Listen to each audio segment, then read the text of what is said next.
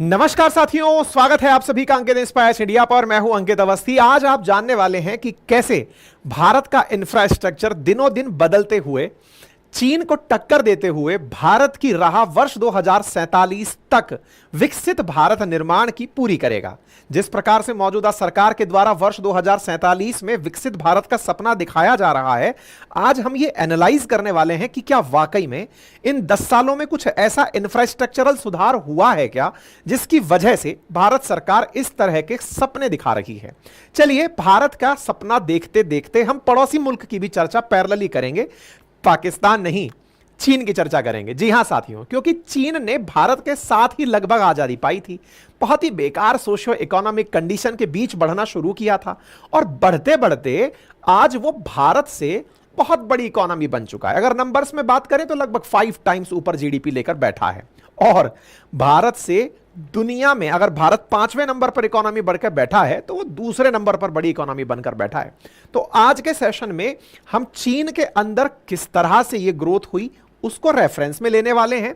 और भारत ने आजादी से जस्ट पहले, आजादी के बाद की सरकारों में, अटल जी के काल में, यूपीए के काल में और वर्तमान मोदी सरकार के काल में क्या क्या इंफ्रास्ट्रक्चरल डेवलपमेंट किए, किस प्रकार से बजट के खर्चे किए, और आज की सरकार का यह एनालिसिस कि आप जो कह रहे हैं क्या वो वाकई हुआ है। चलिए शुरू करते हैं। मेरे प्यारे साथियों, जैसा कि आप सभी जानते हैं कि भारत दुनिया की तेजी से बढ़ती हुई इकोनॉमी है। और बढ़ती हुई इकोनॉमी में यह कहना कि चीन को अगर कोई रिप्लेस कर सकता है तो वो भारत है, इसके पीछे का बड़ा कारण है क्योंकि चीन ने जो कर दिखाया इन सालों में वो सारा था इंफ्रास्ट्रक्चर के बलबूते।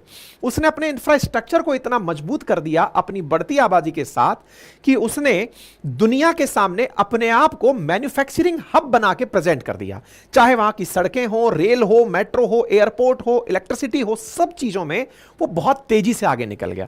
यानी कि भारत जिस समय ग्रो करना शुरू कर रहा था, हमने इकोनॉमी के टर्सरी सेक्टर को पकड़ लिया, वो सेकेंडरी सेक्टर पर काम करके बहुत तेजी से मजबूती के साथ अपनी नींव को आगे बढ़ाते हुए ले गया। हालांकि भारत इन इंफ्रास्ट्रक्चर के विकास के बारे में लेट जगह है, लेकिन दुरुस्त जगह है। आज के सेशन का कंक्लूजन मैं अभी दे रहा हूं। चलिए विकसित भारत के इस सपने की सच्चाई को शुरू करते हैं आज के इस सेशन में। चर्चा करते हैं वर्ष 1947 से पहले के भारत की। साथियों, जब देश आजाद हुआ तो उस समय भी देश की कुछ प्राथमिकताएं रही होंगी और जब अंग्रेज हम पर शासन करके गए थे तब उन्होंने अपनी जरूरतों के हिसाब से भी देश में कोई ना कोई तो इंफ्रास्ट्रक्चर बना के रखा ही होगा। आप और हम अच्छे से जानते हैं कि कच्चे माल के लिए उन्होंने हम पर शासन किया था। कच्चे माल के लिए उन्होंने हम पर शासन किया तो कच्चे माल की ढुलाई के लिए उन्होंने रेलवे का नेटवर्क विकसित किया। रेलवे के नेटवर्क को बेसिक इंफ्रास्ट्रक्चर के साथ पूरी तरह से डेवलपमेंट में उन्होंने तमाम प्रयास किए। यही तो कारण है कि मुंबई, मद्रास, कलकत्ता जैसे जो बड़े शहर हैं ये ट्रेन से जुड़ गए। और तो और पहाड़ी इलाके भी, हिमाचल, उत्तराखंड जैसे राज्यों को भी उन्होंने रेल नेटवर्क से जोड़ दिया था। उनके काल में भी रोड इंफ्रास्ट्रक्चर उनके मूवमेंट के लिए भी, और जब वो चल रहे हैं तो आप और हम भी चल रहे हैं। तो ब्रिटिशर्स ने अच्छा खासा काम उस समय रोड निर्माण पर किया। अच्छा, क्या केवल ब्रिटिशर्स ने किया? नहीं साहब, इतिहास में आप ग्रैंड ट्रंक रोड का नाम कैसे भूल सकते हैं जो कलकत्ता, दिल्ली, पेशावर को जोड़ती है। लेकिन उसके बाद भी पीडब्ल्यूडी का मतलब पीडब्ल्यूडी जो पब्लिक वर्क्स डिपार्टमेंट है उसके माध्यम से ब्रिटिशर्स ने मुंबई, आगरा, पुणे, बड़े शहरों में, चेन्नई जैसे शहरों को सड़कों से जोड़ने का बड़ा बड़ा काम उठाकर करना शुरू किया। मतलब आप यह पकड़िए कि 1850 तक भी भारत में 2500 किलोमीटर की सड़क बन गई थी। अर्थात जब अंग्रेज यहां थे तब भी इंफ्रास्ट्रक्चर को उन्होंने अपने फायदे के लिए, कौन सा फायदा, ताकि वो भारत से कच्चे माल की ढुलाई करके अपने देश ले जाएं, पका माल लेकर आए सड़कों से और ट्रेन से ले जाकर दूर दराज के क्षेत्रों में बेच सकें। यानी ये तो स्पष्ट था कि इंफ्रास्ट्रक्चर में रेल का, रोड का बड़ा महत्व है।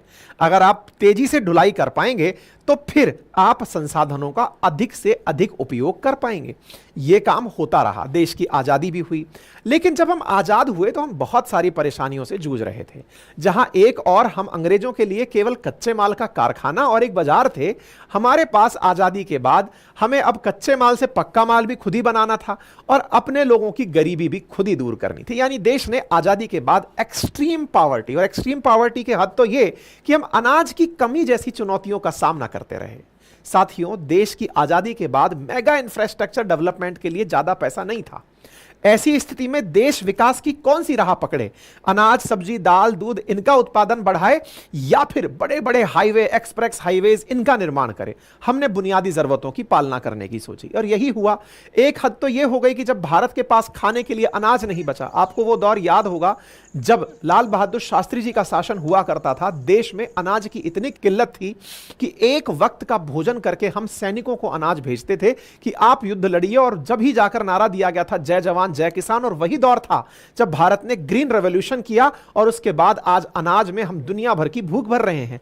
यानी भारत ने बहुत बुरा टाइम देखा है साथियों। ये वो दौर था जिस समय भारत को अनाज की सख्त जरूरत थी। अमेरिका ने हमें मना कर दिया कि हम अनाज नहीं देंगे क्योंकि आप हमारे मित्र पाकिस्तान से लड़ाई लड़ रहे हैं। पाकिस्तान से लड़ाई के लड़ने पर जब नेहरू जी ने अनाज मांगा उनसे कि साहब हमें अनाज की जरूरत है, अनाज दीजिए, तो उन्होंने सुअरों को खिलाने वाला PL 480 अनाज हमें दे दिया, जिसमें कि खरपतवार के रूप में उगने वाली पार्थेनियम घास है ना, वो उस गेहूं के साथ मिलकर इंडिया चली आई थी और जो आज आपको बहुत जगह पर खरपतवार के रूप में उगई दिखाई देती है। खैर, आते हैं फिर थोड़ा आगे बढ़ते हैं। भारत ने डेवलपमेंटल बहुत सारे चैलेंजेस देखे नेहरू जी के काल में। भारत के अंदर चाहे फिर वो IITs हो या फिर आज जो इन PSUs को हम बड़ा होते हुए देखते हैं उनका एलिमेंटल रूप से डेवलपमेंट हो, ये सब काल देखा। लाल बहादुर शास्त्री जी के काल में भारत ने अपने दौर में हरित क्रांति देखी, फिर उसके बाद क्रोनोलॉजी में धीरे धीरे श्वेत क्रांति आती गई और देश धीरे धीरे पहले भूख से लड़ा और फिर इंफ्रास्ट्रक्चरल डेवलपमेंट के लिए आगे बढ़ना शुरू हुआ। लेकिन हमने इंफ्रास्ट्रक्चर डेवलपमेंट में एक छोटी सी गलती कर ली थी। क्या गलती कर ली थी? असल में ना हम लोग बड़े डरे हुए लोग थे। हम इस बात से डरे हुए थे कि देश ने इतने साल तक गुलामी देखी और गुलामी का बड़ा कारण था ब्रिटिश ईस्ट इंडिया कंपनी हमारे देश में आई थी। और जब ईस्ट इंडिया कंपनी आई थी तो कल को ऐसा ना हो कि किसी और कंपनी को हम अपने यहां आने दें, वो हमें फिर से गुलाम बना ले। तो हमने नेचुरली अपनी इकोनॉमी को क्लोज इकोनॉमी बनाया हुआ था, जस्ट लाइक नॉर्थ कोरिया, कि हम किसी आउटसाइडर को अलाउ नहीं करेंगे, खुद बनाएंगे खुद खाएंगे। लेकिन मुसीबत यह है कि आप अगर क्लोज इकोनॉमी रखते हैं तो फिर आपके पास विदेशी मुद्रा आएगी कहां से? आपका फॉरेन रिजर्व बढ़ेगा कैसे? विदेशों के साथ व्यापार करेंगे कैसे? और जब तक व्यापार नहीं करेंगे तो अपनी इकोनॉमी को उठाएंगे कैसे? क्लोज इकोनॉमी की मानसिकता से हम बहुत लंबे समय तक लड़ते रहे हैं। खैर, क्लोज इकोनॉमी पर भी आएंगे। हमने चर्चा करनी है कि इंफ्रास्ट्रक्चर पर हमने कैसे कैसे सुधार किया और इंफ्रास्ट्रक्चर में हमसे एक जो गलती हुई वो क्या थी, मैं अभी उस पर आता हूं। मेरे प्यारे साथियों, इंफ्रास्ट्रक्चर की शुरुआत मानी जाती है 1934 के अंदर इंडियन रोड कांग्रेस के गठन के साथ, जिसने 1943 में इंडियन रोड डेवलपमेंट कमेटी की जयकार कमेटी के साथ 20 साल का रोड डेवलपमेंट का प्रोजेक्ट बनाया, जिसमें 1943 से 63 के बीच में रोड नेटवर्क को 5,32,000 किलोमीटर तक बढ़ाने का लक्ष्य रखा। 1961 में इस प्लान को अगले 20 साल के लिए भी लॉन्च कर दिया गया कि रोड नेटवर्क को डबल किया जाएगा। लेकिन इन चीजों के बावजूद भी इंफ्रास्ट्रक्चर जस का तस खड़ा रहा, क्योंकि बिना पैसे के काम कहां होता है साहब, और इंडिया ऑलरेडी इकोनॉमी की बड़ी स्थितियों से गुजर रहा था। हालांकि हम में बहुत ज्यादा जिजीविषा थी, बहुत ज्यादा दृढ़ता थी, हमने विकास के लिए चुनौती को स्वीकार किया था। जो लोग हम पर यह सोचते थे कि एक दिन भारत फेल हो जाएगा, हमने उनके सामने अपने आप को खड़ा करके दिखाया था। 1952 की फ्रेट इक्वलाइजेशन पॉलिसी ने इसमें शुरुआती लाभ तो दिया, लेकिन उसने हमें बहुत ज्यादा नुकसान दिया। क्या नुकसान दिया? असल में क्या था कि भारत ने यह सोचा कि जिस तरह अंग्रेज समुद्री मार्ग से व्यापार करते हैं, तो क्यों ना हम भी समुद्र के किनारे कुछ शहरों को विकसित करें और ऐसी जगहों को विकसित करें जहां से मतलब एक्सपोर्ट भी आसानी से हो जाए और उसके आसपास उपलब्ध इंफ्रास्ट्रक्चर का सही से उपयोग किया जाए। तो कच्चा माल मान लीजिए कि हमारा निकल रहा है बिहार, झारखंड, उड़ीसा में, तो इस कच्चे माल को ले जाने के लिए सरकार ने कहा कि आप चिंता मत करिए, यहां से लेकर आपकी फैक्ट्री तक की माल ढुलाई को सरकार देखेगी। फ्रेट इक्वलाइजेशन पॉलिसी के तहत हमने बहुत सारे कोस्टल सिटीज डेवलप कर लिए, क्योंकि फैक्ट्री वालों ने अपने अपने हिसाब से अपनी अपनी जगह पर बसाना शुरू कर दिया। फ्रेट इक्वलाइजेशन पॉलिसी जिसने भारत के साथ में जो सबसे बड़ा धोखा किया वो क्या था कि भारत सरकार ने कहा कि आप चिंता मत करिए, आपको जहां पर अपनी फैक्ट्री बनानी है बनाइए, मिनरल्स की जरूरत है तो जो किराया है ना उसको भारत सरकार सब्सिडी पर उपलब्ध कराएगी। तो भाई साहब सब लोग अपने अपने घरों में फैक्ट्री लेके जाएंगे और कोस्ट पर जाकर के फैक्ट्री बनाएंगे, ताकि ऐसा हो कि कोस्टल जगह से एक्सपोर्ट आसानी से हो सके। विचार तो उस समय अच्छा था, लेकिन उसी विचार का खामियाजा आज बिहार और उत्तर प्रदेश भुगत रहा है। बिहार, झारखंड, उड़ीसा, छत्तीसगढ़, ये सारे राज्य, पश्चिम बंगाल, जो आज सबसे बड़ा नुकसान भुगत रहे हैं ना, वो इसी फ्लैट इक्वलाइजेशन पॉलिसी का है। और जब कोस्टल राज्यों को आप कहते हुए सुनते हैं कि हम तो जीएसटी इतना देते हैं, महाराष्ट्र कहता है मैं सबसे बड़ा जीएसटी देता हूं, कर्नाटक कहता है मैं देता हूं, गुजरात कहता है मैं देता हूं।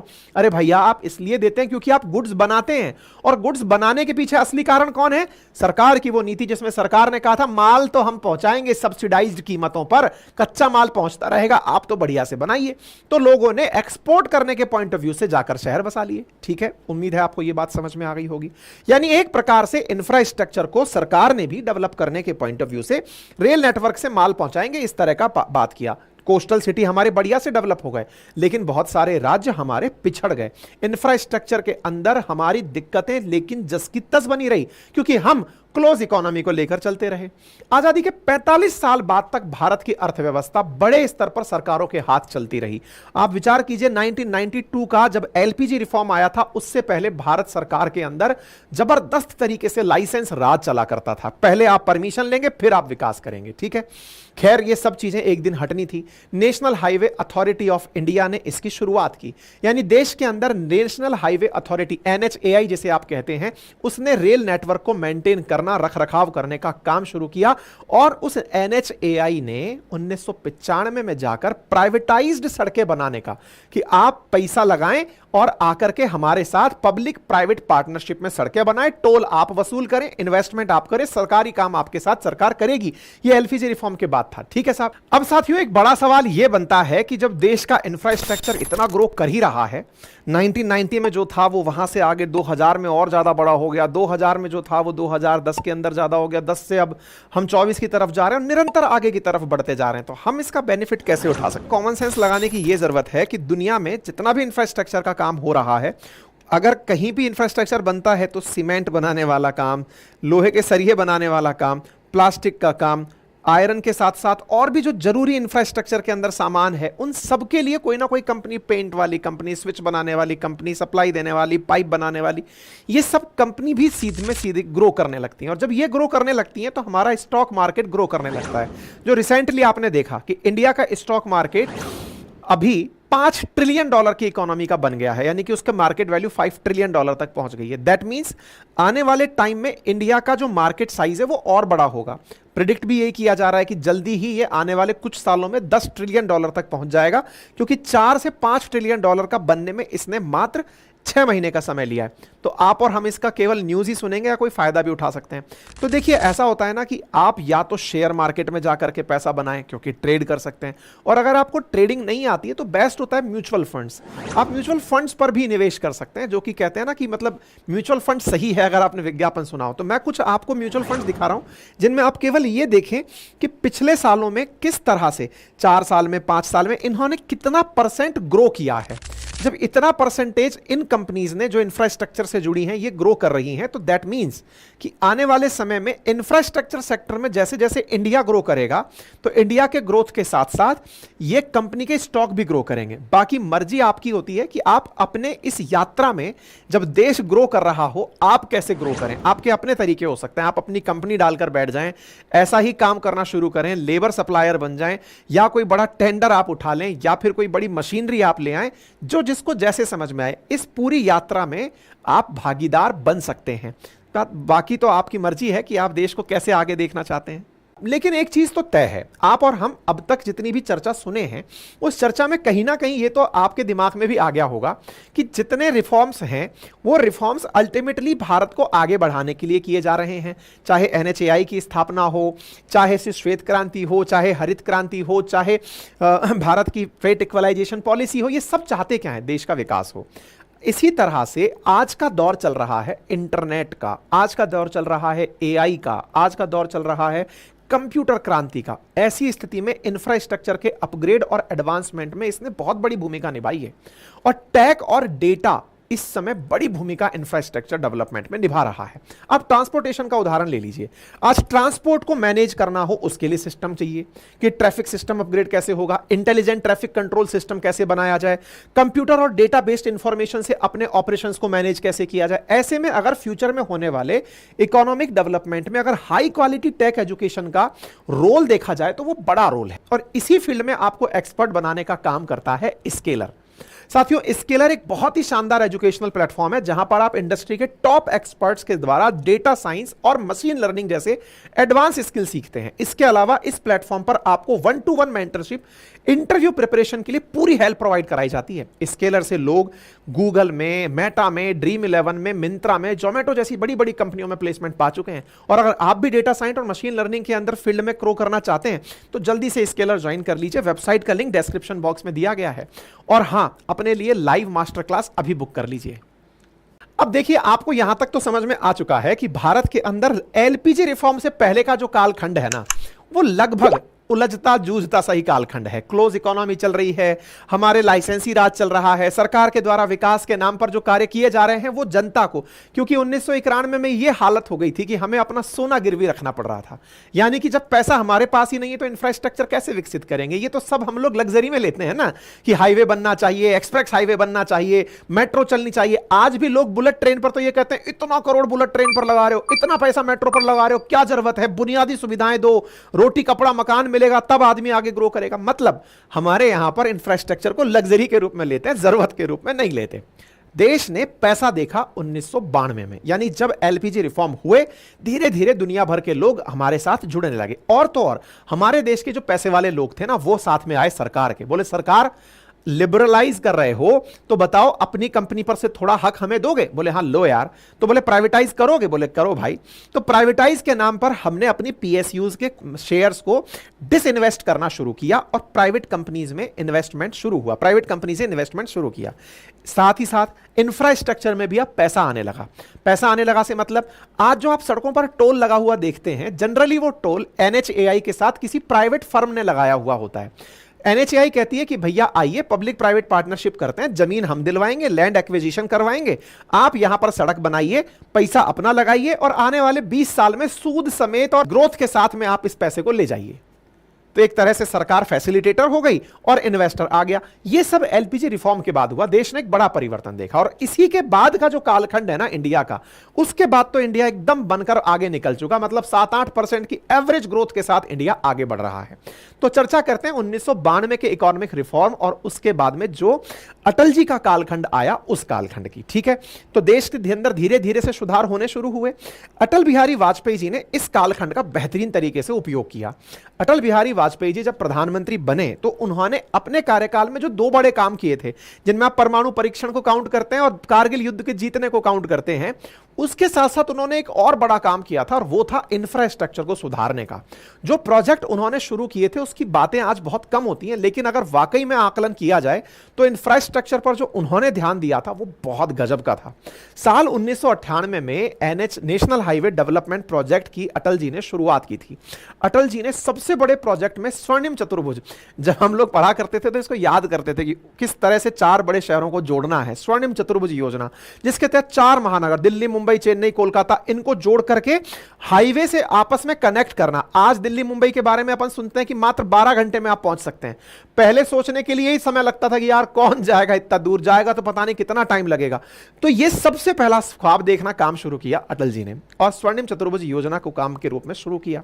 साल 2012 तक इसको पूरा किया। 5900 किलोमीटर की लंबाई वाले 2, 4, 6 लेन हाईवे रोड प्रोजेक्ट के बनकर शुरू हुए। इसके अंदर यानी कि स्वर्णिम हाईवे चतुर्भुज के अंदर ना केवल बड़े शहरों को जोड़ने का काम किया, बल्कि 28 छोटे बड़े शहर और इन सड़कों के माध्यम से, इन्हीं सड़कों के माध्यम से जोड़ दिए गए। साहब ये बात हो गई स्वर्णिम चतुर्भुज की। उसके बाद क्या हुआ? उसके बाद उन्होंने एक प्रोजेक्ट और लॉन्च किया और उस प्रोजेक्ट में था कि स्वर्णिम चतुर्भुज तो बनेगा ही, कश्मीर से लेकर कन्याकुमारी को और इधर से पूर्व से लेकर पश्चिम को, यानी गुजरात से लेकर के नॉर्थ ईस्ट को जोड़ने के लिए भी भी north south east west corridor को शुरू करवाया। कश्मीर से कन्याकुमारी का प्रोजेक्ट तो इस साल पूरा हो रहा है। इस तरह से अगर बात करें तो भारत के अंदर सड़कों के निर्माण पर अटल जी ने जबरदस्त ध्यान दिया। और देखो, देश का जो पहला एक्सप्रेस हाईवे है ना, जिस पर गति एकदम धुआंधार चलती है, मुंबई पुणे एक्सप्रेस हाईवे, वो भी साल 2002 में अटल जी के कार्यकाल में ही बना था। उन्हीं के कार्यकाल में प्रधानमंत्री ग्राम सड़क योजना, अमीरों के लिए हाईवे बन गए साहब, गांव वाले कहां जाएंगे, तो गांव वालों के लिए उन्होंने योजना चलाई अटल ग्राम सड़क योजना, जिसके तहत गांव के छोटे छोटे गांवों को, छोटे छोटे गांव जो कच्चा माल पैदा करते हैं, लोग कनेक्ट करते हैं, शहर आते हैं रोजगार के लिए, उन्हें मेन हाईवे से जोड़ा गया। और साथियों, मेन हाईवे से जोड़ने का यह काम अटल जी के काल में हुआ। यानी अटल जी ने इंफ्रास्ट्रक्चर में जो रोड डेवलपमेंट में काम किया, वो जैसे आज गडकरी जी का काम आप याद करते हैं, वो अटल जी के कालखंड में सोचिए कि जबरदस्त लेवल पर काम था। सोचिए, देश की जो पहली मेट्रो, जो दिल्ली मेट्रो सर्विस का जो प्रोजेक्ट लॉन्च हुआ, इनॉग्रेशन भी हुआ, वो भी अटल जी के कालखंड में हुआ। भारत के अंदर बीएसएनएल का जो आज आप काम सुनते हैं, हालांकि बीएसएनएल अब तो संघर्ष ही कर रही है, लेकिन बीएसएनएल की जो सेवा शुरू हुई टेलीकॉम सेंटर सेक्टर के अंदर, वो भी अटल जी के कालखंड में हुई। इसलिए अटल जी को मतलब आधुनिक काल के अंदर मॉडर्न टेलीकॉम के फादर के रूप में कंसीडर किया जाता है। भारत में शिक्षा को अनिवार्य बनाने के लिए जो मौलिक अधिकार सर्व शिक्षा अभियान की शुरुआत हुई, वो भी अटल जी के कालखंड में हुई। यानी कि अब यह दौर न केवल शिक्षा की बात कर रहा था, कनेक्टिविटी की बात कर रहा था, संचार की बात कर रहा था, इंफ्रास्ट्रक्चर की बात कर रहा था, और इसी से सवार होकर के बीजेपी सोच रही थी कि अब तो इंडिया शाइन करने वाला है।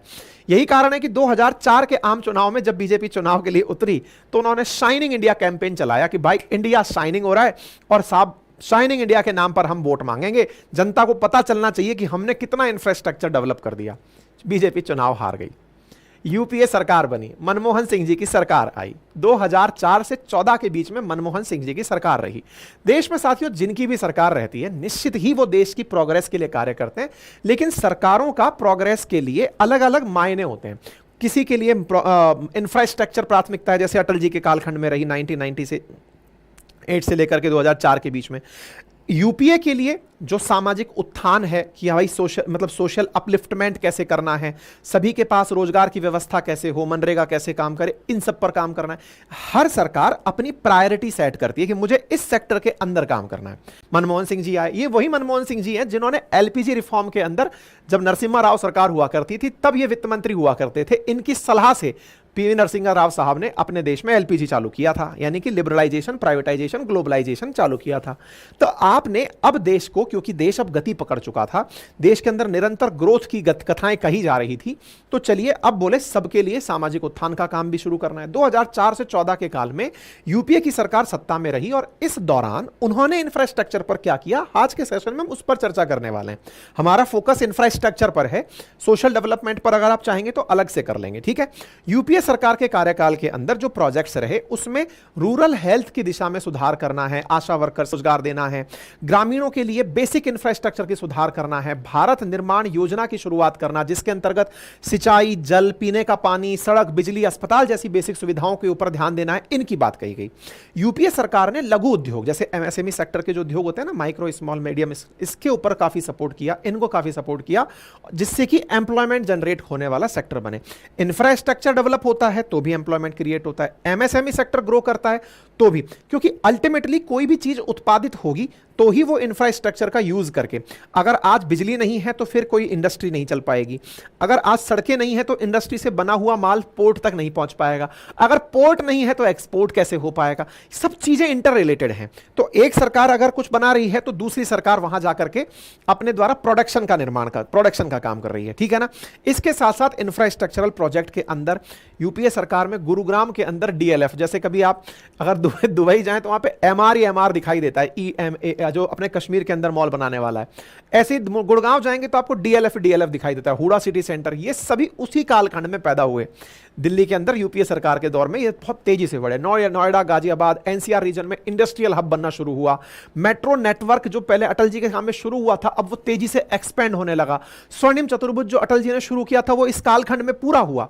यानी कि सरकारों ने एक दूसरे के काम नहीं रोके। जैसे यूपीए गवर्नमेंट में मनरेगा आया, आया तो फिर यह नहीं था कि मोदी जी के कालखंड में वो रुक गया, बस प्राथमिकताएं बदल जाती हैं कि कौन किसको ज्यादा प्रायोरिटी दे रहा है।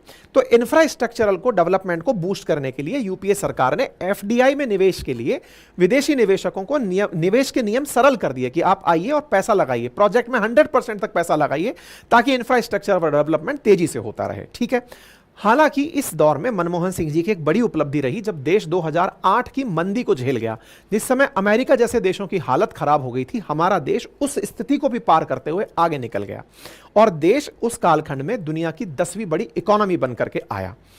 पावर प्रोडक्शन की अगर हम बात करें तो 1,12,000 मेगावाट का पावर प्रोडक्शन जो 2004 में था वो इस कालखंड में बढ़कर के 2,34,000 मेगावाट तक पहुंच गया। बाकी अगर हम डेटा यूपीए सरकार के 10 सालों के कार्यकाल का निष्कर्ष निकालें तो 2004 से 4 में दुनिया के अंदर भारत 12वीं बड़ी अर्थव्यवस्था हुआ करता था, वो 2014 में 2 ट्रिलियन जीडीपी के साथ 10वीं बड़ी अर्थव्यवस्था बनकर आ गया। और अगर हम बात करें डेटा के ऊपर कि किस प्रकार से हमने एनुअल बजट को बढ़ाया, तो पता चलता है कि जहां हम 2004 के अंदर 4.71 लाख करोड़ का बजट रखते थे, वार्षिक बजट, 2014 में बढ़कर के हमने 231% की बढ़ोतरी के साथ 15.59 लाख करोड़ रुपए का टोटल बजट लागू किया। लेकिन इसमें जो बजट था उस बजट का डिस्ट्रीब्यूशन, टैक्स कलेक्शन कैसे हुआ, इसका खर्चा कहां हुआ, कैपिटल एक्सपेंडिचर कहां हुआ, क्योंकि अल्टीमेटली इंफ्रास्ट्रक्चर का निर्माण किससे होता है? कैपिटल एक्सपेंडिचर से, जिससे कि रेलवे बनेगी, रोडवे बनेंगी, सी पोर्ट बनेंगे, एयरपोर्ट बनेंगे, स्कूल कॉलेजेस हॉस्पिटल्स बनेंगे।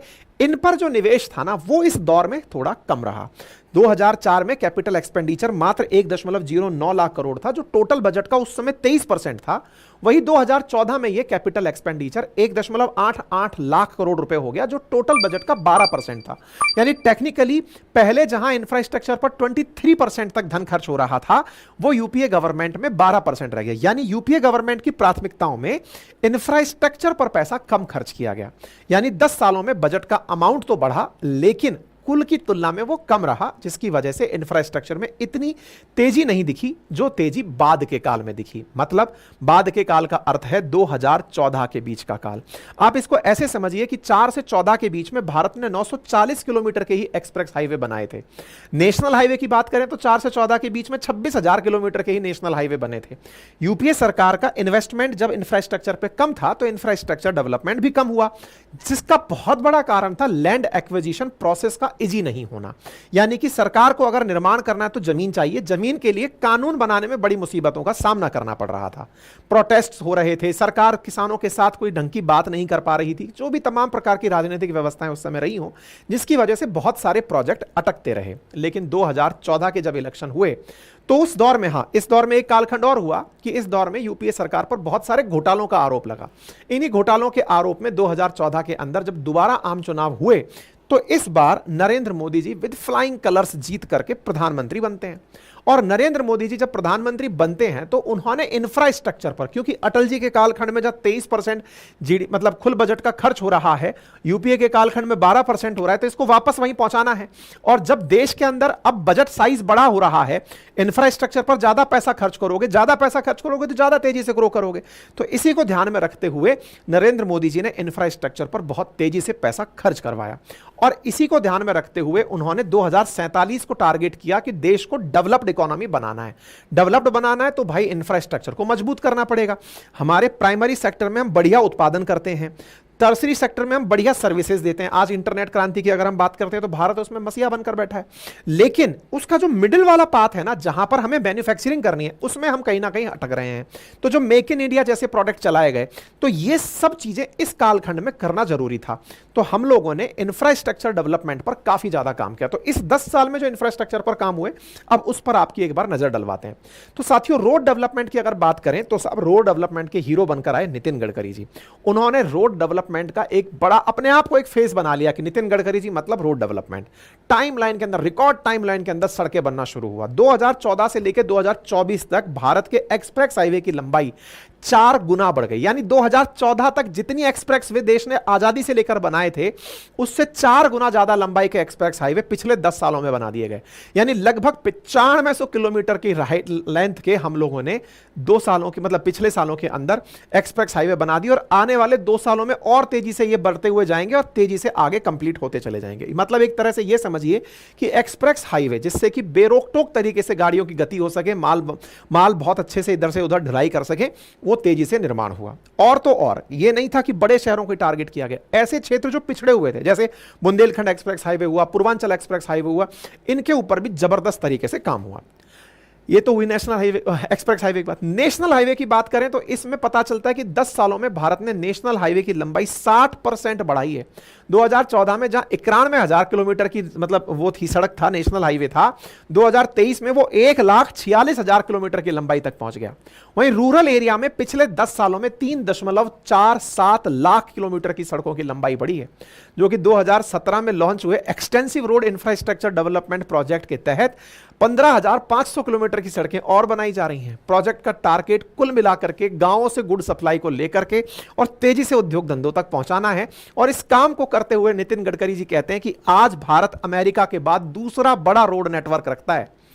अब बात हो गई रोड नेटवर्क की, तो अब बात करते हैं रोड नेटवर्क के बाद में क्या केवल रोड ही रोड बनी है? क्या भारत ने रेल नेटवर्क, मेट्रो नेटवर्क, इस पर कुछ किया है कि नहीं किया है? तो सुनिए साहब, भारत ने एक साहब बड़ी, जब से विदेशों के अंदर ट्रेन देखते हैं तो बड़ी सुंदर सुंदर सी ट्रेन दिखाई देती हैं, तो जो सेमी हाई स्पीड ट्रेनें हैं उसमें भारत ने वंदे भारत लॉन्च की। वंदे भारत ने भाई साहब रेलवे की एक तस्वीर सी बदल दी, और रेलवे के अंदर जो नए कोचेज आए, जो लाइट कोचेज आए, जिससे कि ट्रेन की गति बढ़ी, ट्रेन की स्टेबिलिटी बढ़ी, जर्क लगना कम हुआ। रेलवे ने मूलभूत रूप से बहुत सारे परिवर्तन अपने अंदर किए, और उसका परिणाम आप देखिए कि देश ने टारगेट बना रखा है कि आने वाले समय में 2030 तक भारत के अंदर लगभग 800 सेमी हाई स्पीड ट्रेन चलेंगी। कौन सी? वंदे भारत ट्रेन चलने वाली हैं। ऑलरेडी भारत के अंदर धुआंधार लगभग, अब तो हर शहर सुनता जा रहे हैं अपन की वंदे भारत से कनेक्ट होता ही जा रहा है, प्रधानमंत्री झंडे दिखाए जा रहे हैं। इंडियन रेलवे ने मॉडर्नाइजेशन के अंदर और जो मुकाम हासिल किए वो था इलेक्ट्रिफिकेशन का। जहां एक और ट्रेन को हम डीजल से, कोयले से चलता हुआ देख रहे थे, अब उन इंजन्स को इलेक्ट्रिक इंजन से चेंज करने का काम था। 2014 के बाद इसमें जबरदस्त तेजी आई। रेलवे ने इलेक्ट्रिफिकेशन का काम पूरा करने का लक्ष्य रखा, जो लगभग पूरा होने ही वाला है। मतलब आप स्थिति ये देखिए कि इलेक्ट्रिफिकेशन के बाद रोड नेटवर्क के साथ साथ रेल नेटवर्क भी, और तो और डेडिकेटेड फ्रेट कॉरिडोर, जिससे माल भाड़े की केवल पटरियां मालगाड़ी के लिए, यह भी कंप्लीट हुआ इस कालखंड में इंफ्रास्ट्रक्चर पर दिए गए बजट के कारण। पिछले 10 सालों के अंदर मेट्रो पर भी जबरदस्त काम हुआ। टारगेट है कि 2030 तक भारत के 30 शहर मेट्रो ट्रेन से चल रहे होंगे।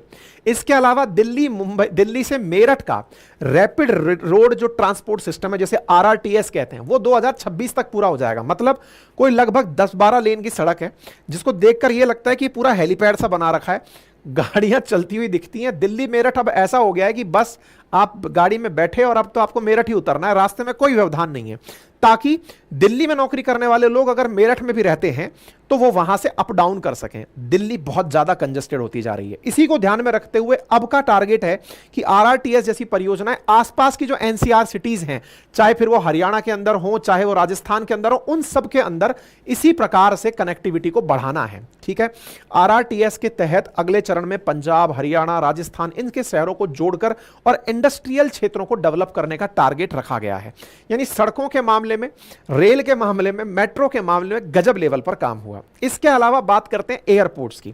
2014 में जहां देश में 74 एयरपोर्ट थे, इस बार 2024 में बढ़कर इनकी संख्या 158 एयरपोर्ट की हो गई। यानी कि जिसकी जिस तरह की जरूरत है, आने वाले समय में बुलेट भी जुड़ जाएगी, जिसकी जितनी समय की कीमत है उस हिसाब से यात्रा करे। ट्रेन से जाना है, सड़क से जाना है, हवाई जहाज से जाना है, जैसे जाना है, सुविधाएं विकसित भारत में होती जा रही हैं। ये तो हुआ ट्रांसपोर्ट के बारे में। इसके साथ साथ एम्स की अगर संख्या की बात की जाए, जो कि एम्स का भी निर्माण जो है वो इंफ्रास्ट्रक्चर में काउंट होता है, पिछले 10 सालों में एम्स की संख्या 7 से बढ़कर 23 हो गई। साथ ही साथ हॉस्पिटल में एक परिवार को इलाज के लिए 1 साल में 5 लाख रुपए तक का इलाज फ्री दिया गया। हर घर में जल, हर घर में बिजली, क्योंकि इलेक्ट्रिसिटी अल्टीमेटली प्रोडक्शन के लिए, इंफ्रास्ट्रक्चर के लिए बड़ी चीज है। जल एक बड़ी चीज है। हर घर शौचालय जैसी भी चीजें कैपिटल इंफ्रास्ट्रक्चर के अंदर निवेश की गई, यानी कि जो पैसा इंफ्रास्ट्रक्चर पर खर्च हुआ वो इन सब चीजों पर खर्च हुआ। यूपीए सरकार के द्वारा लॉन्च किए गए इन तमाम इनिशिएटिव्स को भी इस वर्ष में पूरा किया गया। बहुत से इनिशिएटिव सरकारें शुरू करती हैं, उनको भी इन्हीं कालखंड में पूरा किया गया। घरों तक हालांकि अभी तक 100% बिजली नहीं पहुंची है, लेकिन हर घर बिजली पहुंचाने का लक्ष्य भी इसी कालखंड में पूरा किया जाना है, लगभग पूरा हो चुका है। मतलब एक तरह से यह समझिए कि रेलवे का इलेक्ट्रिफिकेशन हो, आरआरटीएस हो, रोड हो, एयरपोर्ट हो, इंफ्रास्ट्रक्चर पर इस कालखंड में गजब का काम हुआ। तभी हम 2047 के लिए एक मतलब डेवलप्ड इकोनॉमी का सपना देख पा रहे हैं। अब बड़ा सवाल बनता है, इलेक्ट्रिसिटी के प्रोडक्शन के लिए क्या प्लान किया? Bharat coal energy, hydro energy, solar energy से अब बिजली खपत की पूर्ति कर रहा है। आपको मालूम है कि जब आप विकास करते हैं तो विकास के साथ साथ एनर्जी की बड़ी चुनौतियां होती हैं, और एनर्जी की चुनौतियों में भारत का जो बढ़ता हुआ इंफ्रास्ट्रक्चर है ना, ये इंफ्रास्ट्रक्चर बिजली की चुनौतियों को कैसे झेलेगा, ये अपने आप में एक बड़ी बात है। अब इस बड़ी बात का क्या समाधान है साहब? इस बड़ी बात का यह समाधान है कि भारत की जो बड़ी जनसंख्या है उसके लिए इलेक्ट्रिसिटी पहले तो पहुंचाओ, और पहुंचा करके पावर कट की समस्या से निजात दिलाओ। इन दोनों ही चीजों में बड़ी संख्या में इजाफा हुआ है, पावर कट कम हुआ है और इलेक्ट्रिसिटी तेजी से पहुंची है। अगर इस आंकड़े को हम देखें तो साल 2013-14 में कुल बिजली का उत्पादन 1020 बिलियन यूनिट का था, जो कि 22-23 में 1620 बिलियन यूनिट का हो गया, जो 1750 बिलियन यूनिट तक पहुंच जाएगा। एनर्जी सेक्टर में सोलर पावर ने गजब तेजी से वृद्धि की है। ग्रीन एनर्जी रेवोल्यूशन को ध्यान में रखते हुए 2030 तक Bharat 500 gigawatt renewable energy produce करने का टारगेट रखकर चल रहा है। दुनिया का सबसे बड़ा गुजरात के कच्छ में 30 गीगावाट कैपेसिटी का सोलर पावर प्लांट लग रहा है। इसके अलावा राजस्थान के भड़ला में solar power plant green energy revolution का ही हिस्सा बनकर चल रहा है। इंफ्रास्ट्रक्चर डेवलपमेंट में भारत सस्टेनेबल डेवलपमेंट के ऊपर भी ध्यान दे रहा है, तभी तो भारतीय रेलवे के अंदर 2030 तक नेट जीरो कार्बन एमिशन, अर्थात जितना कार्बन हम यूज करेंगे, पावर से हम कंज्यूम करेंगे, उसको उतना ही सोलर एनर्जी से बनाकर काम में लेंगे, यानी कि हम कार्बन उत्सर्जित नहीं करने वाले हैं। 100% इलेक्ट्रिफिकेशन पूरा कर दिया जाएगा। मेट्रो नेटवर्क आरआरटीएस पूरी तरह बिजली से चलने वाला हो जाएगा। एक तरह से यह समझिए कि आप अगर एक बार मेट्रो से सफर 1 किलोमीटर का कर रहे हैं तो आप कार्बन इमिशन में बहुत बड़ा रोल प्ले कर रहे हैं। आप ऐसे समझिए कि कार्बन इमिशन मतलब कम कर रहे हैं। एक तरह से यह समझिए कि एक साल में 2.5 लाख टन कार्बन इमिशन को कम करती है मेट्रो रेल। वहीं दिल्ली मुंबई एक्सप्रेस हाईवे की बात करें ना, तो एक साल में 32 करोड़ लीटर फ्यूल की खपत कम करता है, क्योंकि आपको जाम में नहीं फंसना है, सूटासूट गाड़ियां चलती चली जाती हैं। अर्थात कुल मिलाकर के भारत कार्बन इमिशन को भी ध्यान में रख रहा है, सो दैट हम सस्टेनेबल ग्रोथ की तरफ आगे बढ़ सकें। 1 किलोमीटर अगर आप मेट्रो में सफर करते हैं तो आप 32 ग्राम कम कार्बन इमिशन करते हैं, क्योंकि आप अपना व्हीकल लेकर जाते तो आप कितना सोचिए कार्बन इमिशन कर रहे होते। तो सस्टेनेबल डेवलपमेंट में भी हम तेजी से आगे बढ़ रहे हैं। और इसके साथ साथ भारत के अंदर इंफ्रास्ट्रक्चरल डेवलपमेंट के लिए 10 सालों में जो स्मार्ट सिटी प्रोजेक्ट चला, जिसमें भारत की 100 से ज्यादा सिटीज को बेसिक एम्यूनिटीज को बढ़िया करने का टास्क रखा गया, रोड इंफ्रास्ट्रक्चर को अच्छा करने का काम किया गया, जिसके तहत भारत के हर कोने में सीमित समय के अंदर बहुत सारी सुविधाएं पहुंचाई जा रही हैं, वो सब चीजें तेजी से आगे बढ़ रही हैं। स्मार्ट सिटी प्रोजेक्ट की 67% काम को अभी तक पूरा किया जा चुका है।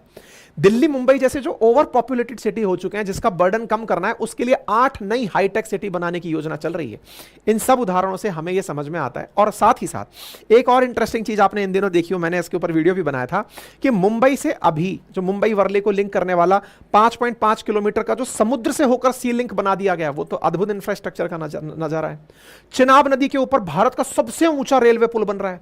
अरुणाचल में जो सबसे ऊंचाई वाला फ्रंटियर हाईवे बन रहा है। ब्रह्मपुत्र नदी पर बोगीबॉल रेल पुल बन रहा है। जोजिला टनल, अटल टनल, उत्तराखंड के अंदर ऑल वेदर सड़क, Ayodhya city project, Kashi redevelopment project, Dwarika redevelopment project, जैसे भारत के अंदर कई डेवलपमेंट प्रोजेक्ट ऑलरेडी चल रहे हैं, जो स्ट्रेटेजिक एडवांसमेंट तो करेंगे ही, रिलीजियस टूरिज्म को भी साथ साथ बढ़ाने का काम करेंगे।